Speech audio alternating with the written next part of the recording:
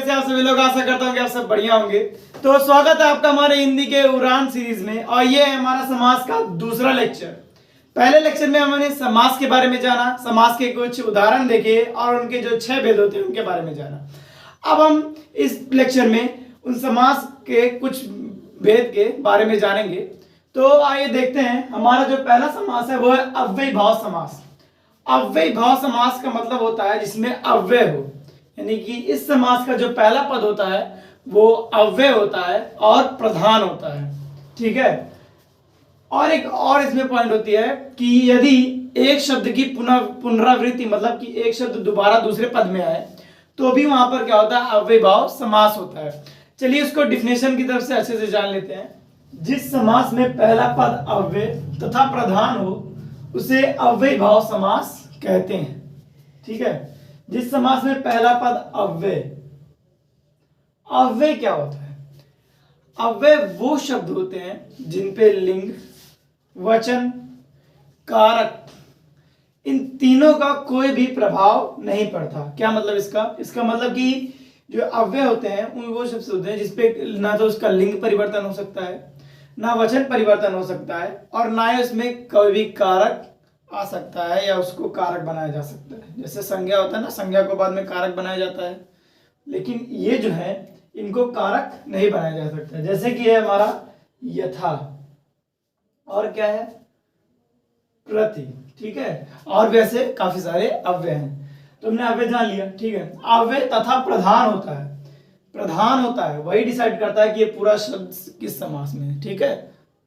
तो उसे अव्ययी भाव समास कहते हैं। जैसे कि हमारा है यथाशक्ति, इसमें जो यथा है वो हमारा अव्यय है, यानी कि इसका पहला पद जो है वो अव्यय है, तो ये पूरा जो समास है वो क्या हुआ, अव्ययी भाव समास हो गया। ऐसे ही है यहाँ पर प्रतिदिन, प्रतिदिन यहाँ जो प्रति है वो भी हमारा क्या है, अव्यय है। इसमें जो यथा है ना और प्रति है, इसको नाम इसमें लिंग बदल सकते हैं, बता ही नहीं सकते किस लिंग का है, ना ये लिंग में आता है, ना इसका कोई वचन होता है, ना इसमें कोई कारक लगता है। ठीक है। और प्रत्येक, इसमें जो प्र है वो भी हमारा क्या है, अव्यय है। तो अव्ययी भाव समास की एक और डिफिनेशन है, कई जगह पर यह भी आती है। जैसे कि जिस समास में पहले पद की पुनरावृत्ति हो और दोनों पद मिलकर अव्यय की तरह प्रयोग हो उसे अव्ययी भाव समास कहते हैं। मतलब कि पुनरावृत्ति का मतलब क्या होता है कि पुनः आना। ठीक है। जो पहला पद होता है हमारा, प्रथम पद, वो दूसरे पद में दोबारा आए तो उसी को कहते हैं पुनरावृत्ति। और जब ये दोनों पुनरावृत्ति हो और जो पूरा शब्द हो वो मिलकर के एक अव्यय बन जाए, ठीक है, अव्यय की तरह काम करे, तो वहां पर हमारा क्या हो जाता है, अव्ययी भाव समास हो जाता है। जैसे कि रातों रात, रातों रात में जो रात रात है 2 बार आया है, इसका मतलब रात ही रात में। ठीक है। रात रात 2 बार आया है। अब ये दोनों मिलकर के हमारा रातों रात बना है, ये भी क्या है, पूरी तरह से अव्ययी बना है। ठीक है। जो पहले तो पद है ना उनमें अव्यय नहीं हो सकता, जब वो दोनों मिल जाते हैं तब अव्यय बनाते हैं। जैसे कि रात है, ये अव्यय नहीं है, रातें होता है, वचन लगता है इसमें। ठीक है। लेकिन ये जो पूरा है ये अव्यय है। ठीक है। ये अव्यय की तरह काम करे, इसलिए ये अव्ययी भाव समास है। ऐसे ही हमारा बीचों बीच, बीच बीच में, और बातों बातों, इसे कहते नहीं बातों बातों में ऐसा कुछ हो गया, वही वाला हिसाब किताब यहाँ पर। बातों बातों में एक शब्द दोबारा आया है, तो हमारा ये समास खत्म हुआ। अब हम नेक्स्ट समास की ओर बढ़ेंगे, जो कि हमारा तत्पुरुष समास। जिस समास में उत्तर पद, उत्तर पद यानी हमारा दूसरा पद प्रधान होता है और जहां कारक चिन्हों का लोप होता है। कारक चिन्ह जानते हैं ना, जो कारक के काफी हमारे 8 तरह के कारक है, उनके कुछ कारक चिन्ह है जिन्हें हम विभक्ति चिन्ह कहते हैं, उन्हीं का यहाँ पर लोप होता है, वहां तत्पुरुष समास होता है। इससे हम कह सकते हैं कारक चिन्हों से कि ये समास कारक पे भी डिपेंडेंट होता है। ठीक है। जैसे कि हमारा क्या है, रथ चालक। रथ चालक का मतलब है रथ को चलाने वाला। यहाँ जो को है वो विभक्ति चिन्ह है, किसका, कर्म कारक। ठीक है। उसका यहाँ पर क्या हुआ है, लोप हुआ है। और इसका जो उत्तर पद है चालक, जो ये बता रहा है उसको प्रधानता दे रहा है। ठीक है। उसको रथ चलाने की प्रधानता दे रहा है, यानी कि इसका उत्तर पद क्या हमारा, प्रधान है। ये हमारा क्या हो गया, तत्पुरुष समास इस तरह से हो गया। उसी तरह से गगनचुंबी, यानी कि गगन को छूने वाली। ठीक है। गगन को छूने वाली, यहाँ भी को है, उसका भी क्या है, वो विभक्ति चिन्ह है, उसका भी यहाँ पर लोप हुआ है। स्वर्गमन, स्वर्ग को गमन।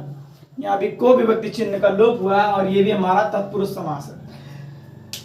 तत्पुरुष समास के 6 भेद होते हैं जो कि इस कारक पे डिपेंड करते हैं। तो आइए देखते हैं उन भेदों को हम। करण तत्पुरुष समास, फिर करण तत्पुरुष समास, फिर संप्रदान तत्पुरुष समास, अपादान तत्पुरुष समास, संबंध तत्पुरुष समास और अधिकरण तत्पुरुष समास। इन सभी कारक हैं एक तरह से और इन सबके विभक्ति चिन्ह हमको मालूम होने चाहिए, तभी हम पता कर पाएंगे कि कौन सा तत्पुरुष समास इस समस्त पद में है।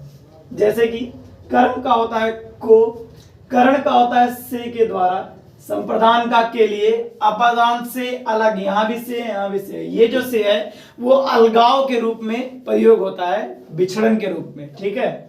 उसके बाद आ रहा है हमारा संबंध जिसका है का की के, यहाँ ये 3 मेनली यूज होते हैं, बाकी जो रा री रे है वो नहीं यूज होता है यहाँ पर। उसके बाद आया अधिकरण जिसका है में पर। तो एक एक करके हम इन समासों को जानते हैं। कर्म तत्पुरुष समास, कर्म तत्पुरुष समास वो समास होते हैं जिनमें कर्म कारक विभक्ति चिन्ह को का लोप होता है। जैसे जनप्रिय, जनप्रिय का मतलब जन को प्रिय, यहाँ जो ये को है ये कर्म कारक का विभक्ति चिन्ह है, इसका लोप हुआ है। उसी तरह से यह है यश प्राप्त, यानी कि यश को प्राप्त, इसमें भी को का लोप हुआ है। फिर आ रहा है हमारा करण तत्पुरुष समास। जिस करण तत्पुरुष समास वो समास होते हैं जिसमें इस करण कारक के विभक्ति चिन्हों का लोप होता है जो कि से और के द्वारा। जैसे तुलसी कृत, तुलसी के द्वारा कृत, के द्वारा कृत, ठीक है। इसमें जो ये के द्वारा है वो इस समास का विभक्ति चिन्ह है, उसका लोप हो गया है। और एक है भय आकुल, भय से आकुल, यहाँ जो से है वो भी इसी कारक का, उसका भी लोप हो गया है। फिर आ रहा हमारा संप्रदान जिसका विभक्ति चिन्ह होता है के लिए, इस कारक में इस विभक्ति चिन्ह यानी के लिए का लोप होता है। जैसे कि पुण्यदान, पुण्यदान का मतलब क्या, पुण्य के लिए दान, यहाँ जो के लिए हमको पता है कि इसका विभक्ति चिन्ह है और इसका लोप हो गया। उसी तरह से ये तपोवन में हुआ है। फिर आ रहा है हमारा अपादान जिसका मतलब होता है विभक्ति चिन्ह होता है से, मतलब इस समास में से विभक्ति चिन्ह का लोप हो रहा है। ये जो से हमेशा अलगाव के रूप में होगा, मैंने भी बताया। जैसे पथ भ्रष्ट, पथ से भ्रष्ट, पथ से भ्रष्ट यानी पथ से दूर जा रहा है एक तरह से, यानी कि पथ से उसका अलगाव हो रहा है, ठीक है। इसमें से जो है विभक्ति चिन्ह इसका भी लोप हो गया। उसी तरह से पाप मुक्त, इसमें भी से का लोप हो रहा है। फिर आ रहा है हमारा संबंध, संबंध कारक तत्पुरुष समास में संबंध कारक के विभक्ति चिन्हों का लोप होता है जो कि है का की के, ठीक है। जैसे समय अनुसार, समय के अनुसार के भी इसका विभक्ति चिन्ह है, उसका लोप हो गया। क्षमादान, क्षमा का दान, यहाँ पर का जो है इसका विभक्ति चिन्ह है, उसका भी लोप हो रहा है। और ऐसे मातृ भक्ति, मातृ की भक्ति, यहाँ पर जो की है वो इसका विभक्ति चिन्ह है, उसका भी लोप हो गया है। अब आते हैं हम अधिकरण तत्पुरुष समास की तरफ। अधिकरण तत्पुरुष समास वो सब तत्पुरुष समास होते हैं जिनमें अधिकरण के विभक्ति चिन्हों का लोप होता है जो कि हमारे क्या है में और पर है। जैसे कि जलमग्न, जल में मग्न, यहाँ जो में है उसका हमारा क्या हुआ, लोप हुआ, पहला और दूसरा पद वैसे ही है। और दीन दयाल, दीन पर दया करने वाला, यहाँ जो पर है उसका भी लोप हो गया है। तो हमारा तत्पुरुष समास वैसे तो खत्म हो गया है, ठीक है। अब आप इसका स्क्रीनशॉट ले सकते हैं बाद में नोट्स बनाने के लिए, ठीक है। तो आज के लिए बस इतना ही, अब बाकी का हम अगले लेक्चर में जानेंगे। बाकी आप लोग अच्छे हैं और भी अच्छा बनने की जरूरत है। आपका दिन मंगलमय हो।